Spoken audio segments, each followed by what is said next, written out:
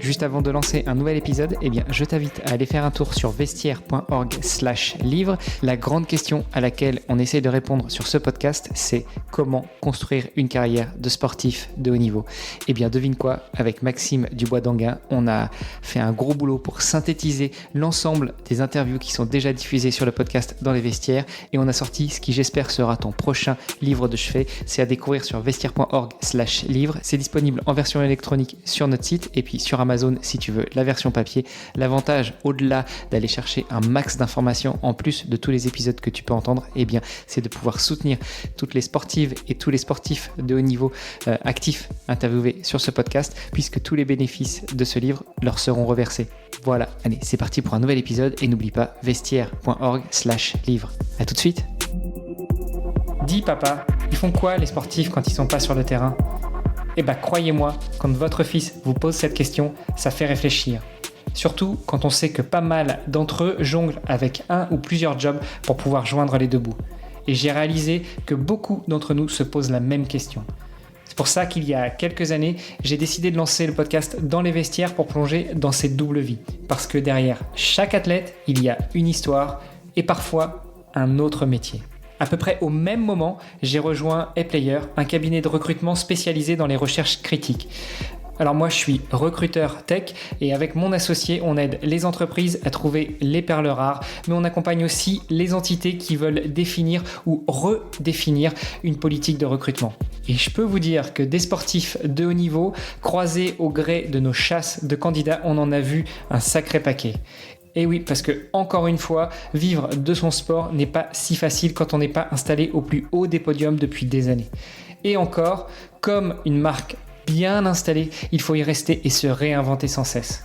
Du coup, à travers les histoires inspirantes de mes invités, je vous propose de découvrir comment on peut répondre à nos enfants qui se demandent encore ce que font toute la journée ces sportifs de haut niveau. Parce que oui, entre sport et entrepreneuriat, il y a beaucoup de points communs. Et avec les JO de Paris qui approchent, c'était le moment de redonner vie à ce podcast. Alors restez après l'épisode, je vous donne tous les détails sur notre invité et je vous invite à aller voir la page sur le site vestiaire.org pour pouvoir le soutenir dans ses projets. Allez, c'est parti pour un nouvel épisode. Salut les sportifs, c'est Armano et je suis très heureux de vous recevoir pour un nouvel épisode du podcast Dans les vestiaires. Aujourd'hui, on va parler à nouveau avec un athlète dans le sens pratiquant de l'athlétisme. Je suis très heureux de recevoir Jules Robin. Salut Jules. Salut Armano, merci de me recevoir. Je t'en prie. T'as vu, j'ai bien insisté sur ton prénom parce qu'en audio, on ne sait pas trop faire la différence entre Jules et Robin, si c'est lequel est le nom et lequel est le prénom. Donc toi, ton nom de famille, c'est Robin et ton prénom, c'est Jules, n'est-ce pas ? Ouais, c'est ça, ouais. Mais bon, on peut garder juste Jules et ça m'ira bien. Ouais, on peut garder juste Jules, effectivement. Jules, tu m'as dit que tu avais écouté des épisodes du podcast et j'en suis honoré. On a été mis en relation par Philippe Morlot, que je salue. La première question que je pose à mes invités est toujours la même. Et tu le sais, je demande à mes invités de se présenter. Donc, dis-nous tout, qui est Jules Robin ? Du coup, t'en as dit une partie. Je m'appelle Jules Robin et je suis athlète. Moi, j'ai toujours réfléchi à cette question parce que même moi, c'est un peu compliqué de me définir. Enfin, je dirais que je suis parfois un athlète qui fait des études et parfois un étudiant qui fait du sport. Mais globalement, je suis juste un garçon de 21 ans qui étudie à Sciences Po et qui fait de l'athlétisme de haut niveau, si on peut le dire comme ça. Je fais du demi-fond, donc du 1500 mètres aux 10 km. Et là, du coup, comme je viens de te le dire, je viens de démarrer un master en politique de l'environnement. Donc, j'essaye de concilier tout ça tant bien que mal avec plus ou moins de succès. Alors, le plus ou moins de succès, on verra après. Peut-être tu peux nous aider déjà pour rentrer dans le dur à définir ce que c'est qu'un athlète de haut niveau pour toi. Parce que on voit peut-être pas, on le voit pas en audio, mais tu as mis des guillemets sur le haut niveau. Donc, c'est quoi pour toi un athlète de haut niveau ? Ouais, c'est vrai que moi, j'aime pas forcément me définir comme athlète de haut niveau. C'est vrai que si c'est juste une appellation stricto sensus, Lorsqu'on appartient aux listes du ministère, alors oui, je le suis, mais moi je me reconnais pas forcément, tu vois, dans cette dénomination-là, parce que je pense que le haut niveau c'est vraiment quelque chose auquel j'ai pas encore vraiment touché et que je toucherai peut-être jamais dans ma vie. Je pense que c'est plus une philosophie de vie et c'est vraiment quelque chose de chronophage. C'est le haut niveau, c'est se dévouer complètement à sa pratique et moi je suis pas sûr que j'ai touché du doigt ce niveau-là de performance et de dévouement à mon sport, quoi. Alors, laisse-moi faire un petit peu le coach, le préparateur mental, si je puis me permettre, même si j'en ai pas du tout l'étoffe ni la formation. Mais pourquoi est-ce que tu nous dis que tu l'as pas encore touché du doigt le haut niveau? Pourquoi est-ce que tu dis que tu es pas totalement dévoué à ton sport? Est-ce que c'est le côté étudiant aussi qui fait ça? Ouais, bah en fait moi c'est clairement ça. Enfin, j'ai jamais voulu mettre tous mes œufs entre guillemets dans le même panier et du coup j'aime bien ce côté où je fais un peu tout avec plus ou moins de succès comme je te le disais, mais en tout cas c'est vraiment mon côté touche à tout et le fait de vouloir être quelqu'un de complet et avant tout un athlète qui fait des études à côté. Enfin, pour moi c'est presque aussi important et c'est pour ça au début que j'ai insisté sur cette nuance-là, de te dire que bah je pense que 75% de mon temps en fait je suis plus un étudiant qui fait du sport qu'un athlète de haut niveau qui fait des études à côté. Donc c'est ce côté-là qui me rend un peu, je pense, différent et qui fait que j'ai une approche du sport un peu différente aussi. Ouais. Alors, tu parles d'être étudiant, tu parles de Sciences Po. Sciences Po a fait partie des premiers instituts de formation de haut niveau à intégrer des sportifs de haut niveau. Alors, si tu veux, tu mets les guillemets ou pas. Hein. Pour moi, tu es un sportif de haut niveau. Est-ce que toi, tu bénéficies de ce programme de sportif de haut niveau chez Sciences Po ou tu l'as vraiment intégré en formation continue, en cycle normal, comme tous les autres étudiants et que tu essaies de placer tes entraînements et tes compétitions au chausse-pied? Ouais, bah du coup, moi en fait j'ai intégré Sciences Po il y a 3 ans, enfin 2 ans et demi pour être un peu plus précis. Alors on enregistre le 19 janvier, hein, voilà, comme ça donne un peu une idée Ouais. le 2 ans et demi. Ouais, c'est ça. Du coup, j'ai intégré Sciences Po et oui, à ce moment-là, j'ai rejoint un cursus pour les sportifs de haut niveau, a posteriori en fait, en milieu d'année. Et du coup, j'ai rejoint ce cursus-là qui m'a permis d'aménager un peu mon temps différemment, de partir en stage et du coup de presque toucher du doigt le haut niveau parce que il y avait des périodes en tout cas de l'année où j'étais presque professionnel. Quand je partais en stage un mois, globalement. C'est clair que les études ça devenait un peu plus secondaire et ce qui primait c'était vraiment l'athlète, l'entraînement et tous les à côté du haut niveau.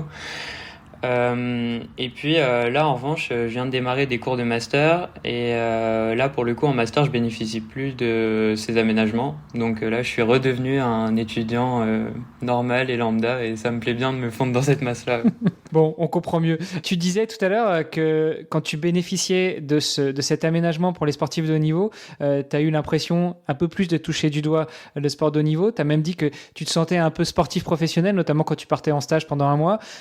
Ça voulait dire quoi, les aménagements à Sciences Po pour les sportifs de haut niveau? Est-ce que c'était une question d'emploi du temps qui était un petit peu plus condensé? Est-ce que c'était plus de facilité pour les absences? On avait à ce micro aussi Maximilien Fleury, qui est tennisman et qui est sportif de haut niveau à Rennes School of Business. Et c'est ça, pour l'ESC Rennes, avoir des sportifs de haut niveau, ça veut dire aménager un petit peu l'emploi du temps et autoriser les absences quand elles sont liées au sport. Est-ce que c'était pareil à Sciences Po ou est-ce qu'il y avait d'autres aménagements, d'autres facilités, d'autres avantages à être sportif de haut niveau à Sciences Po? Ouais, là je pense que c'est clairement un des programmes qui permet le mieux de concilier sport et études en France parce qu'en fait on est complètement autonome.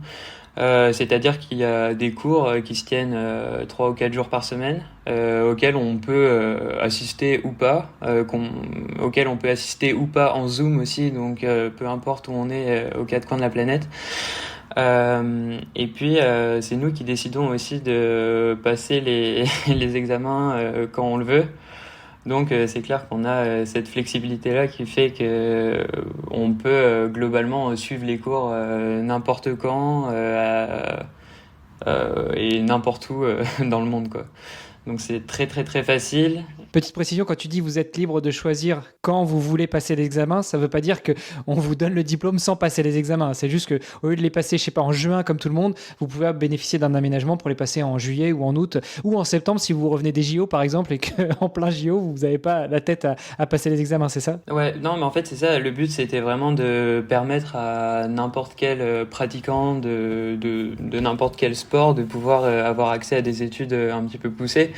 Et en fait, bah, du coup, c'était pour essayer de faire concilier toutes les carrières et tous les types de sports, parce que forcément, quand on fait du tennis et quand on fait, je sais pas, du ski alpin de haut niveau, bah, les saisons, elles sont pas tout à fait au même moment. Et donc, si on a que des cours du mois de novembre au mois de février, bah, c'est un peu plus compliqué pour un skieur de venir en cours en plein milieu de sa saison. Donc, ça permet à tous les sportifs d'y trouver leur compte et de pouvoir poursuivre des études poussées et en même temps d'avoir l'équivalent d'une licence, quoi, de 180 crédits européens.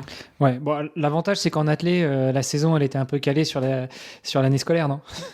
Ouais, En tout cas en Europe. Moi, c'est clair ouais. Non, mais moi, c'est clair que j'ai eu aucun problème. J'ai pu faire mes stages quand je le voulais, passer mes examens quand je le voulais. Enfin, franchement, ça s'est super bien passé et je suis vraiment content d'avoir pu bénéficier de ce cursus-là, ouais. Tu disais tout à l'heure que tu te sentais un peu comme un sportif pro. Du coup, la différence pour toi entre un sportif pro et un sportif de haut niveau, au-delà de la sémantique, c'est quoi? Non, je pense que c'est vraiment une approche du sport qui est différente. Moi, comme je te le disais tout à l'heure, j'ai jamais, enfin, vraiment cherché, en tout cas, à faire tout bien à côté. Je pense que je suis resté juste un gars de 20 ans qui avait des rêves plein la tête et qui voulait tout concilier, mais qui a jamais voulu vraiment tout donner dans son sport. Enfin, en tout cas, se donner tous les moyens d'être professionnel à tout prix. Moi, je pense que j'ai été bon à un moment. Ça m'a permis d'arriver à un certain niveau de performance auquel je m'épanouis. Mais j'ai jamais eu ce rêve d'être professionnel que j'ai poursuivi coûte que coûte. Et donc, ouais, je pense que quand on est professionnel en athlée, en fait, on a l'impression que on s'entraîne 15 heures par semaine et c'est tout. Mais en fait, c'est tout à côté. Et en fait, c'est vraiment 7 jours sur 7, 24 heures sur 24 qu'on se dédie à sa pratique. Et moi, j'ai jamais ouais, eu cette perspective-là. Ouais. Ouais, c'est vrai que c'est l'essence même de ce podcast, c'est de pouvoir aider les sportives et les sportifs de haut niveau à financer leur carrière. Ça passe soit en leur donnant la parole, mais aussi en donnant la parole à d'autres personnes qui peuvent venir témoigner. Tu parles de l'organisation d'une journée, d'une préparation, d'un entraînement pour une athlète ou un athlète en tant que pratiquant d'athlétisme. C'est clair que c'est ça. Déjà, il y a 2 voire 3 entraînements par jour, et entre les deux, il faut récupérer, même si en termes de volume horaire, ça paraît pas forcément super important quand on prend uniquement la pratique de l'athlétisme, on peut être à 15-20 heures par semaine. En revanche, c'est tout ce qu'il y a à côté qui va venir aussi se greffer, qui va venir prendre du temps sur l'agenda et qui va entre guillemets, pas forcément permettre à certains athlètes professionnels d'avoir un métier à temps plein à côté. Toi, tu es en études, en plus, tu t'entraînes. Donc, tu es un étudiant sportif plus qu'un sportif étudiant. Ton objectif, une fois que tu auras validé ton master, c'est quoi? C'est de continuer vers un doctorat? C'est de te mettre à fond dans le sport cette fois-ci, prendre 1 ou 2 années sabbatiques avant de prendre un job pour voir où est-ce que ça peut t'amener? C'est quoi ton objectif avec le sport et les études? Ouais, bah c'est vrai que c'est assez complexe parce qu'en plus en ce moment, c'est un moment assez charnière du coup parce que je viens de me rediriger vers un master qui me plaît énormément. Enfin, c'est quelque chose dans lequel j'aimerais bien travailler plus tard. Et puis en parallèle, j'essaye aussi d'aider une doctorante à Normal Sup qui finit sa thèse. Donc je commence à baigner un peu dans ce monde-là de la recherche. Et en parallèle, du coup, je suis aussi sportif. Je m'entraîne aussi 12 fois par semaine. Et comme tu viens de le dire, j'essaye de faire attention à tous les à côté et donc, c'est vrai que c'est assez chronophage et c'est quelque chose qui me prend pas mal de temps. Donc là, je suis dans ce moment de réflexion, de savoir qu'est-ce que je vais faire dans le temps long. Euh, pour l'instant, en fait, la situation dans laquelle je suis pour l'instant, j'ai l'impression que, enfin, j'ai réussi en tout cas, à constituer un équilibre qui me convient assez parfaitement. Et donc, je me dis que tant que je peux pousser au max les curseurs dans les trois domaines que je poursuis aujourd'hui et qui m'épanouissent complètement, bah, je le ferai. Et donc, pour l'instant, je me mets aucune limite et je me dis, tant que je peux faire mon sport, mes études et mes activités extra et que j'arrive à tout mener de front avec, comme je te le disais tout à l'heure, plus ou moins de succès, bah, ça m'ira bien et ma performance, elle réside là-dedans, quoi. Dans cet équilibre entre les trois. Et tu sais que dans les paramètres de la performance, que ce soit scolaire, professionnel ou sportif, il y a aussi le sommeil. À quel moment tu dors entre les études, l'entraînement, le coup de main à la doctorante, à quel moment tu récupères? Non, mais c'est clair que c'est toute une question d'organisation et je pense que c'est la rigueur bah, que j'ai acquise dans le sport qui me permet d'avoir ces journées assez rythmées qui font que je suis épanoui et qui en même temps, ouais, enfin en tout cas c'est la rigueur qui fait que j'arrive à planifier des semaines qui sont assez cohérentes et qui au final ouais, j'arrive à joindre les bouts et voilà, je me lève un peu tôt le matin, je me couche parfois un peu tard le soir, mais en tout cas, entre ces deux extrêmes, bah, je les remplis avec ces trois activités-là et ça va. C'est vrai qu'on a souvent coutume de dire que quand on a un métier passion, on n'a pas vraiment l'impression de bosser. Et ça vaut pour le métier, ça vaut aussi pour les études et ça vaut aussi pour le sport. Donc si tu pratiques ton sport avec passion, t'étudies dans un domaine qui te passionne, finalement, ça glisse tout seul. Ça glisse tout seul, mais ça veut pas dire qu'on épuise son corps. On est d'accord. Pour autant, hein, je veux dire, moi, je sens que parfois c'est assez éprouvant et que mentalement c'est vraiment dur. Il y a des moments où enfin, je m'y retrouve plus et je suis obligé ouais, de lever un peu le pied parce que mentalement je craque un peu et c'est un peu dur.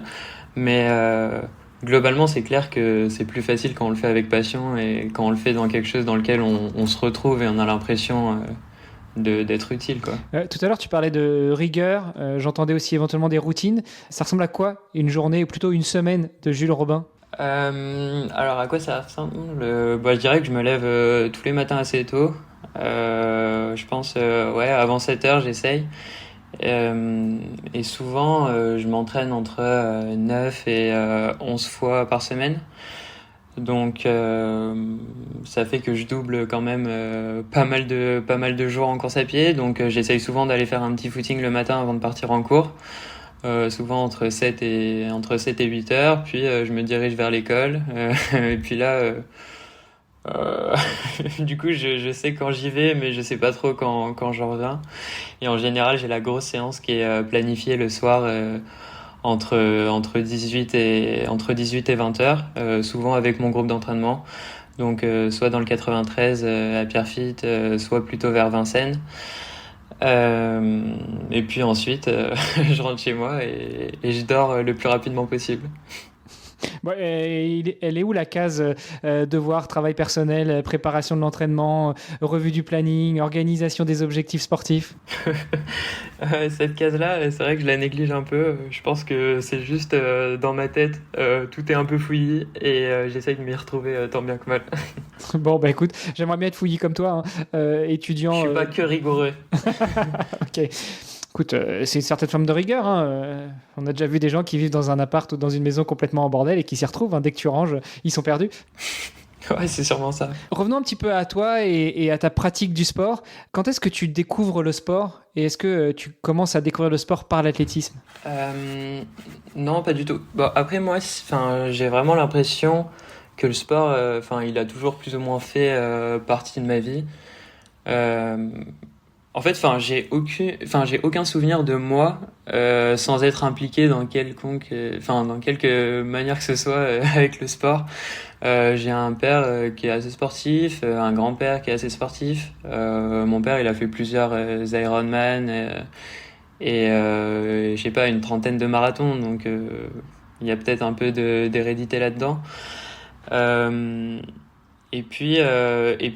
Enfin, moi, personnellement, ouais, c'est arrivé un peu plus tard, parce qu'en fait, moi, je suis né avec une malformation cardiaque, Et du coup, j'ai commencé le sport un peu plus tard parce qu'en fait, c'était un trouble électrique. Enfin, je l'ai fait rapidement, ça s'appelle un Wolff-Parkinson-White. Et du coup, en fait, c'est un faisceau supplémentaire qu'on a autour du cœur qui est anormal et qui engendre en fait un rythme cardiaque trop rapide, donc pas trop compatible avec les sports de fond. Donc forcément, j'y suis arrivé un peu plus tard. Quoique, c'est peut-être un peu plus compatible justement avec les sports de fond qu'avec les sports d'explosivité. C'est peut-être plus compatible avec, pour reprendre l'athlé, avec un sport de demi-fond, du 1500, du 5000, du 10 000, voire du marathon, qu'avec du sprint sur 60, 100 ou 200 mètres, non? Oui, sûrement. Et en même temps, quand on veut être un athlète complet sur 1500, on fait presque du travail de sprint et presque du travail de fond, truc. Donc, enfin, le cœur, c'est quand même notre outil de travail et c'est le truc qu'on pousse un peu le plus dans ses retranchements tous les jours, 2 heures par jour, 7 jours sur 7. Donc, c'est clair que, enfin, en tout cas, ça faisait pas tellement bon ménage. Et du coup, c'est pour ça que j'ai essayé de régler tout ça. Je me suis fait opérer une première fois, c'est revenu, et je me suis fait réopérer une deuxième fois il y a 3 ans. Et donc maintenant, j'ai l'impression que c'est derrière moi et ça m'embête plus du tout. Mais du coup, tout ça pour dire que je suis arrivé sur le sport, en tout cas de haut niveau, enfin en tout cas avec une pratique un peu plus intensive plus tard. Au début, je faisais du tennis, donc rien à voir. J'ai fait du tennis, je pense, jusqu'à mes 13-14 ans. Ensuite, j'ai basculé un petit peu sur le triathlon et sur le triathlon, naturellement, comme j'ai été plutôt bon en course à pied, j'ai basculé sur la course à pied. C'est un peu le cheminement. C'est étonnant parce que d'habitude on fait plutôt l'un des 3 sports, voire 2 des 3 sports du triathlon, et puis on bascule dans le triathlon. Toi, t'as fait du tri et après t'es parti sur un des 3 sports. Ouais, c'est ça. Enfin, en fait, j'en ai fait parce que j'avais des copains qui en faisaient et que le fondateur du club dans lequel j'étais était un ami d'enfance de mon père, donc c'est un peu plus comme ça que ça s'est fait et c'était facile de s'y mettre et en termes de logistique c'était ultra facile, donc c'est plus un choix pas par dépit, mais en tout cas un choix plus naturel. Ouais. J'imagine, et puis ça devait bien arranger ton père. Moi, pour la petite anecdote, quand je préparais mon premier Ironman, que finalement j'ai pas fait pour des raisons de santé, mais mon fils avait 13 ans et c'était la bonne excuse d'aller à l'entraînement. J'allais pas m'entraîner, je ramenais mon fils s'entraîner avec moi et par le plus grand des hasards, on se retrouvait à nager dans la même piscine, à courir sur la même piste, etc., etc. Ça devait être sympa pour ton père, non? Bah ouais, c'est clair, hein. C'est clair que c'est des sports qui sont super chronophages et pas forcément compatibles avec une vie professionnelle et de famille. Donc ça devait être une bonne excuse pour lui, en tout cas, d'avoir mis un de ses enfants dedans. Et en tout cas, ça lui permettait de s'entraîner. Et moi, bon, j'étais aussi plutôt épanoui. J'avais des bons potes et en tout cas, ça m'a mis le pied à l'étrier. Donc c'est cool. Ouais. Et justement, par rapport à tes problèmes cardiaques, comment est-ce que tu vas outre ces problèmes? Comment est-ce que tu arrives à t'entraîner, notamment avec du sport d'endurance ou des sports un peu plus exigeants? Parce que le triathlon, ça a beau être un sport d'endurance, quand on est jeune, c'est plutôt de l'explosivité. Donc, comment tu jongles avec les deux?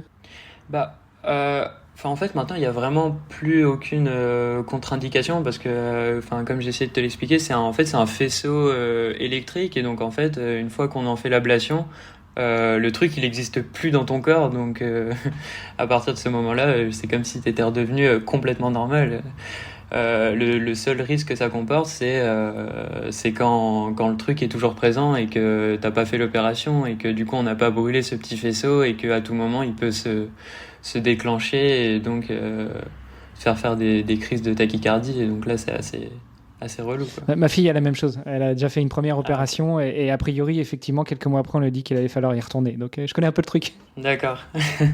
Non, c'est pas très grave, c'est assez commun et ça se fait bien, quoi. Donc, du coup, tu découvres la course à pied un peu plus tard par le biais du triathlon. À quel moment tu switches justement beaucoup plus vers l'athlétisme et beaucoup plus vers du demi-fond? Du coup, déjà en faisant du triathlon, j'ai toujours fait que du demi-fond parce que dans le triathlon, même quand on est petit, c'est des distances qui sont déjà de 2 ou 3 km en course à pied. Donc j'ai toujours fait uniquement ce volet-là de la course à pied. Et puis je pense que Je sais plus, je crois que j'étais au lycée.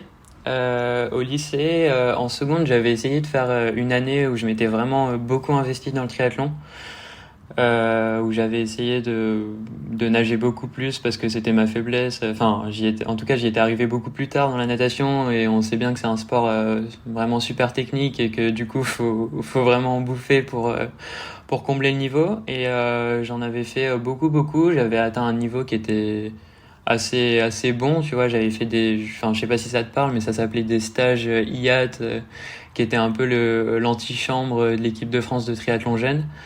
Donc j'avais un niveau qui était pas trop mauvais et en fait enfin je voyais très bien que c'était uniquement en course à pied que j'excellais vraiment et en tout cas comme forcément j'avais dû délaisser la course à pied qui était mon point fort pour essayer de renforcer mes faiblesses qui étaient les deux autres sports, euh, bah je me rendais compte qu'en m'entraînant moins j'étais toujours meilleur que les autres, donc je pense que c'était un peu la sélection naturelle. Et donc je me suis dit bon allez, arrête de travailler tes points forts et tes points faibles et justement renforce ton point fort qui est la course à pied et bascule là-dedans. Et c'était assez grisant parce que enfin tu vois, tu te rends rapidement compte qu'en fait enfin tous les rêves que tu as dans la course à pied, en fait au fur et à mesure ça devient des vrais objectifs parce que tu commences à t'entraîner là-dedans et de manière plus assidue et plus pro, et donc ouais, enfin tous les rêves que t'as au début, gagner des championnats d'Île-de-France, aller faire les championnats de France, faire des sélections en équipe de France, bah tu te rends compte que ça devient de vrais objectifs et donc là à ce moment-là c'est grisant et là t'as envie d'y aller quoi. Et c'est à ce moment-là que j'ai commencé à vraiment m'entraîner en course à pied, ouais. Et donc toi, tu y as été, pour faire une analogie avec l'athlétisme, tu as mis un pied devant l'autre, tu as couru vers tes objectifs. Comment tu les as construits, ces objectifs, justement, entre champion d'Île-de-France, aller aux sélections pour l'équipe de France? Comment est-ce que tu construis tout ça au fur et à mesure? Et puis, parle-nous un petit peu de ton palmarès. Ouais. Bah en fait, je pense que c'est assez... c'est qu'une suite logique de choses. Je pense qu'au début, quand tu t'y mets, enfin moi en tout cas, c'était vraiment pour être avec mes copains sur la piste, en triathlon, etc. Et puis comme t'es assez bon dans le triathlon, on te dit bon, ça te dirait pas d'aller faire les crosses l'hiver, donc tu prends une licence et tu vois que tu commences à faire des podiums, des machins. Et en fait, tu te prends vraiment super facilement au jeu. Et moi, je me souviens que, enfin, en fait, j'avais un carnet. Et dans ce carnet, je me disais, bon voilà, alors ça serait toutes les courses que j'ai envie de gagner un moment, ou en tout cas tous les chronos que j'ai envie de faire. Et comme bah, la course à pied, c'est assez quand même terre à terre, tu vois, c'est au final, le cross, bah, y a un gagnant et tous les autres, c'est des perdants. Si tu veux faire 15 minutes, faut- enfin, tu vois, tu fais 15-10, c'est pas bon. Enfin, tu vois, c'est quand même assez scientifique et assez rationnel, tu vois. Et du coup, moi, c'était vraiment ça, c'était l'essence même de la course à pied qui me plaisait. Et du coup, je me disais, bon, bah, vas-y, fais cette liste. Je me souviens, je sais pas, j'avais une dizaine de courses que j'avais envie de gagner, des podiums que j'avais envie de faire. Et en fait, bah, à chaque fois que j'en gagnais une ou que je faisais un podium, bah, je la rayais. Je me disais, bon, vas-y, t'en rajoutes une en bas de la liste. Et du coup, ça s'est construit un peu comme ça. Je me souviens qu'au début, pour moi, c'était... Enfin, je me souviens que c'était un truc de dingue d'être champion de France... non, champion d'Île-de-France de cross. C'est une compète qui est super relevée, surtout en Île-de-France. Et donc, ouais, après, je l'avais gagné. Je m'étais dit, bon, bah, ça serait cool d'aller faire un podium aux France. Du coup, l'année d'après, j'ai fait un podium aux France et ça m'a qualifié au championnat d'Europe de cross. Et donc ouais, tu te construis des petits objectifs comme ça et qui deviennent de plus en plus ambitieux. Et c'est bien parce que ça te permet de tous les matins fermer la porte derrière toi et te dire bah allez, faut aller s'entraîner et je sais pourquoi je le fais quoi. Ce matin, je te disais, j'enregistrais avec un invité qui me disait que effectivement, on n'est pas toujours motivé. On a beau avoir la meilleure volonté du monde, quand on a notre planning, notre carnet d'entraînement, bah, y a des jours, on a un petit peu du mal à se lever, quoi. Et justement, ce qui va nous sauver, ça va être cette routine. Toi, c'est pas forcément la routine qui va te sauver au niveau de la motivation, c'est ta liste et de te dire, bah, hey, tu te mets une petite fessée, tu te dis, allez, c'est pour ça que tu y vas, donc vas-y, c'est ça, non? Moi, c'est vraiment ça. Enfin, j'ai toujours marché uniquement aux objectifs, que ce soit dans tous les pans de ma vie, en fait, hein, que ce soit dans les études ou quoi. Enfin, je sais que moi, dès qu'on me met un objectif de place ou un objectif de concours, de machin, globalement, ça me transcende et c'est vraiment ça que j'aime. Donc ouais, j'ai vraiment marché qu'aux objectifs toujours. Et puis en plus, enfin, je sais pas, tu l'as peut-être senti au début, comme je t'ai dit, moi, mon objectif, ça a jamais été d'être professionnel ou quoi. En fait, j'ai jamais été passionné d'athlète, tu vois. J'y suis arrivé parce que je te dis, c'est la suite logique des choses et que je m'y plaisais et que je m'y retrouvais dans mes objectifs, etc. Mais ça a jamais été un rêve. Et moi aujourd'hui, j'ai pas honte de le dire, tu vois, je fais sûrement de l'athlé pour les mauvaises raisons. Enfin, dans le sens où c'est pas quelque chose qui me passionne, c'est pas du tout un loisir, je me vois pas courir encore 15 ans.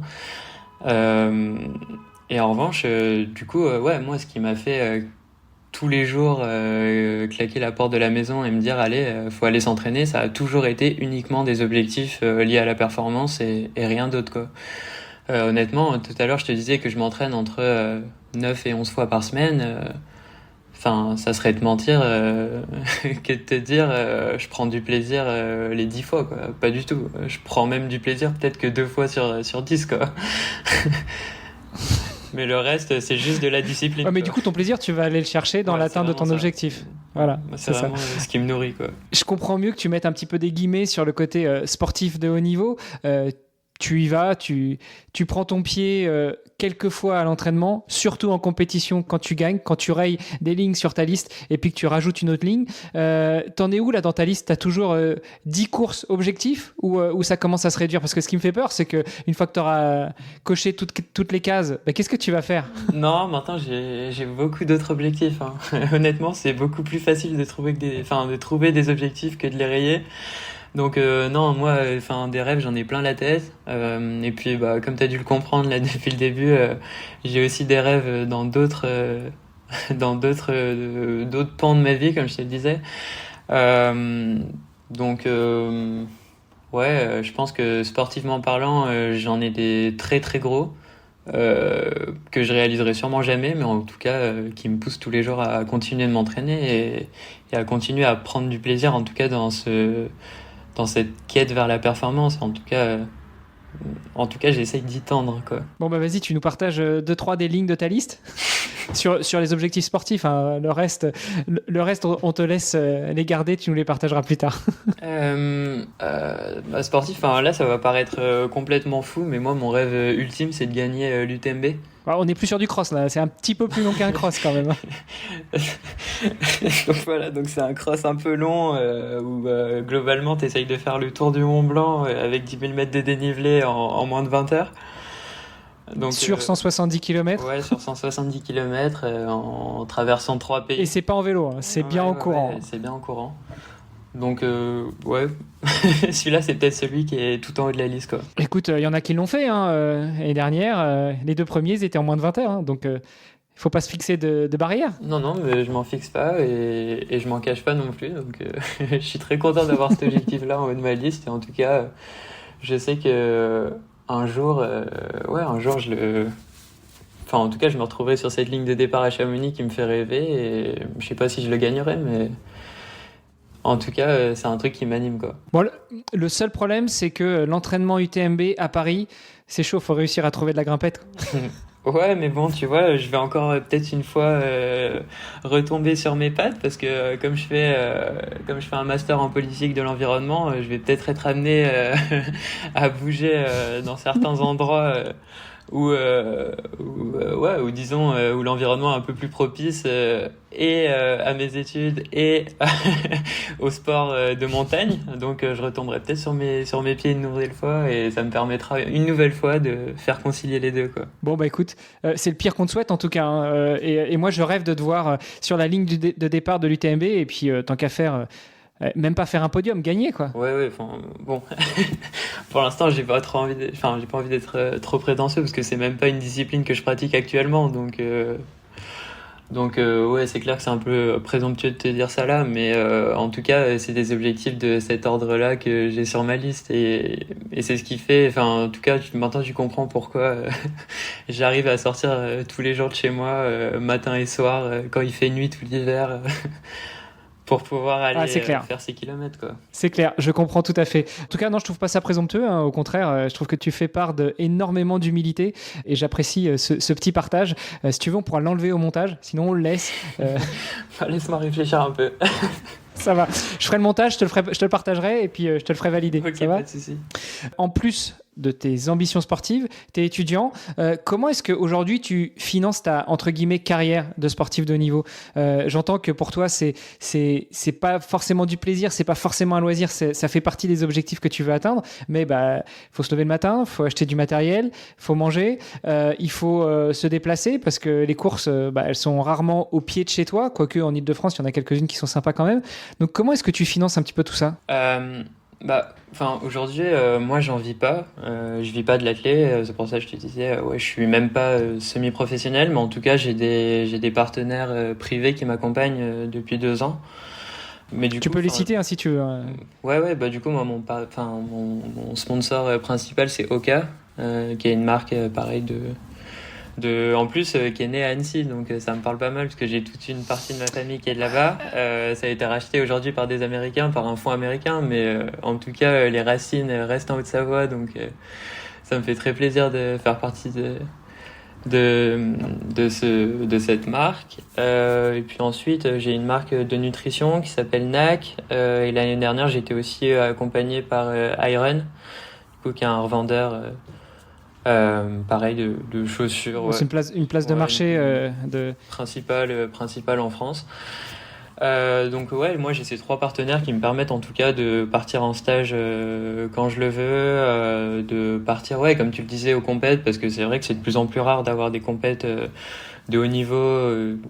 Enfin, en tout cas, j'ai envie de rentrer et qui me permettent de faire des grandes performances uniquement en Île-de-France. L'année dernière, ouais, j'ai dû partir, je sais pas, sur une dizaine de compétitions. C'est vrai qu'il y en a peut-être 8 qui sont à plus de 4 heures de Paris. Donc forcément, il faut payer les billets, il y a du matériel à payer, il y a les stages à payer. Et c'est clair qu'une saison, ça a un coût et c'est vraiment une chance d'avoir ces partenaires derrière qui te permettent de faire ces saisons, quoi. Ah, tu m'étonnes. T'as une idée à peu près du coût d'une saison, en rappelant bien encore une fois que toi, pour l'instant, tu te sens pas athlète de haut niveau, donc tu cours pas après les compétitions, tu cours après ton objectif. T'as une idée à peu près du coût d'une saison, si on considère l'accompagnement de tes partenaires ? Ouais, en fait, le plus gros poste de dépense, c'est quand même les stages, notamment en athlé. Je sais que, moi du coup là, j'essaye de réduire drastiquement, voire de ne plus du tout prendre l'avion, donc ça me coûte beaucoup moins cher. Ça m'aurait coûté beaucoup moins cher cette année, mais ouais, les autres années, en gros, je partais 3 fois par an, souvent 3 fois grosso modo un mois. Et donc à chaque fois c'est l'Afrique du Sud, c'est le Kenya, c'est le Maroc, c'est le Portugal. Ça va être chaud, Afrique du Sud et Kenya en train, ça va être chaud quand même. Ouais, non, mais c'est pour ça que juste j'y vais plus, quoi. Donc c'est réglé assez facilement. Mais ouais, et du coup à chaque fois c'est un mois là-bas, donc je pense que oui, à chaque fois c'est grosso modo 3000 euros. Fois 3-4 par an, avec les allers-retours en compétition, etc. Oui, je pense que c'est entre 15 et 20 000 euros, quoi, par an. Et comme tu l'as bien dit, je suis même pas un sportif, tu vois, de haut niveau, qui fait les Diamond League ou quoi, tu vois. Je suis pas du tout sur le circuit principal. Je fais pas des compétitions super réputées et renommées, donc c'est clair que ce budget-là, tu peux le doubler ou le tripler si t'es un athlète de plus haut niveau, quoi.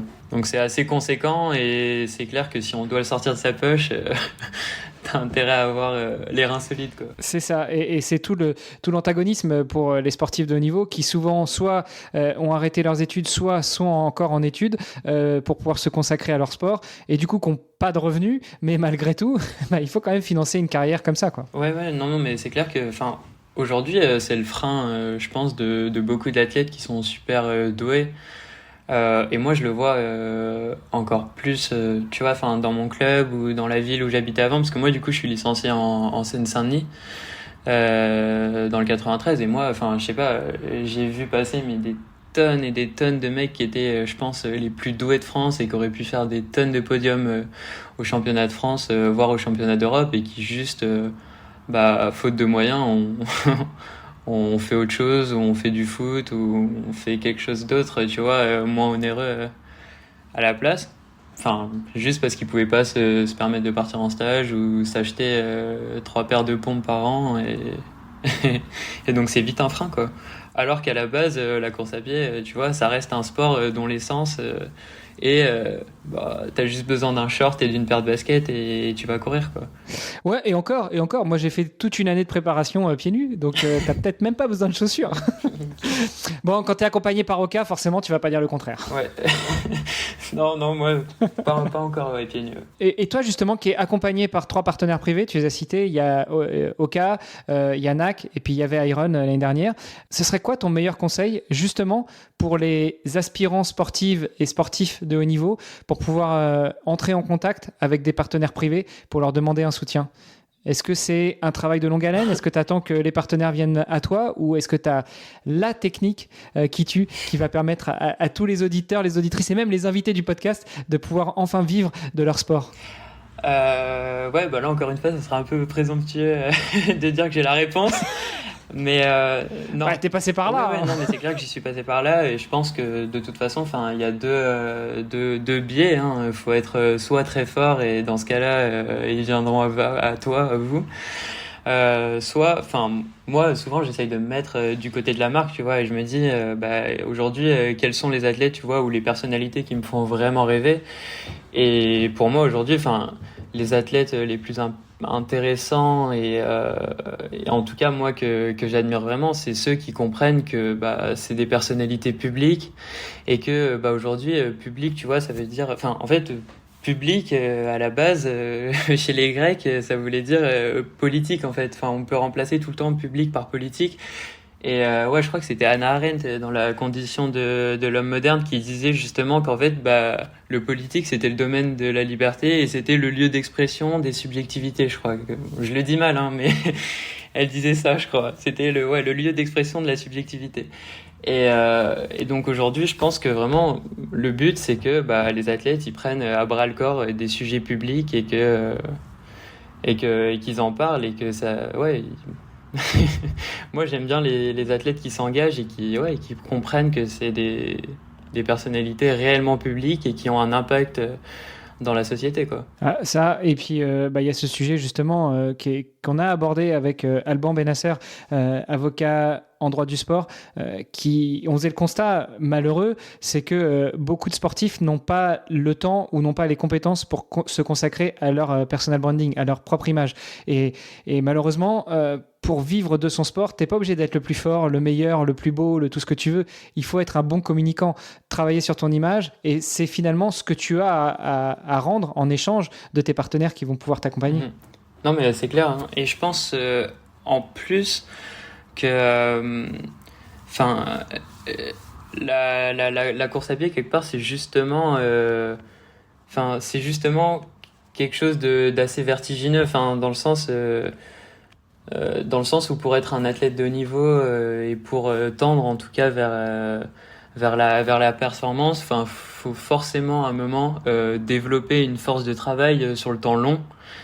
Et tu sais, c'est un peu le mythe décisif là où où en gros à chaque fois tu t'efforces de monter le rocher tout en haut de la montagne, et au final le rocher il va reglisser tout en bas. Et justement, en fait, ce temps long, je pense qu'il va un peu à l'encontre de la société aujourd'hui, qui est du tout de suite. Et donc moi je pense que si j'étais un athlète et que je recherchais des partenaires aujourd'hui, ce serait justement de valoriser ce temps long, et de dire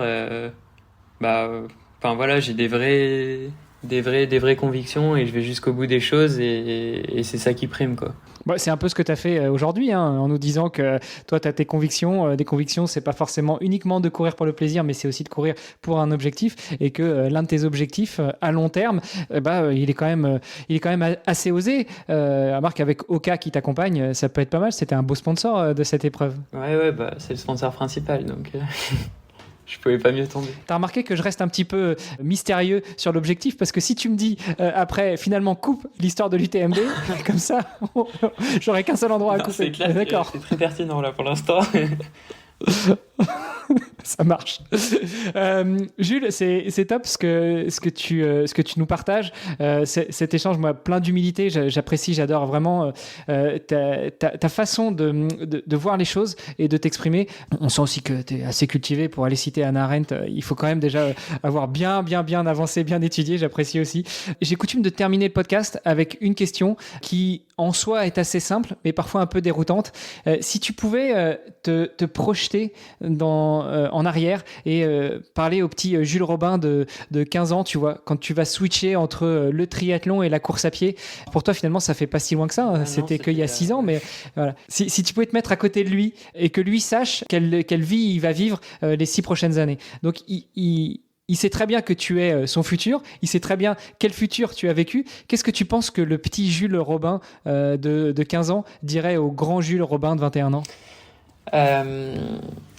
Ce que je lui dirais en tout cas, c'est de continuer d'être très ambitieux, d'avoir des objectifs qui paraissent inatteignables.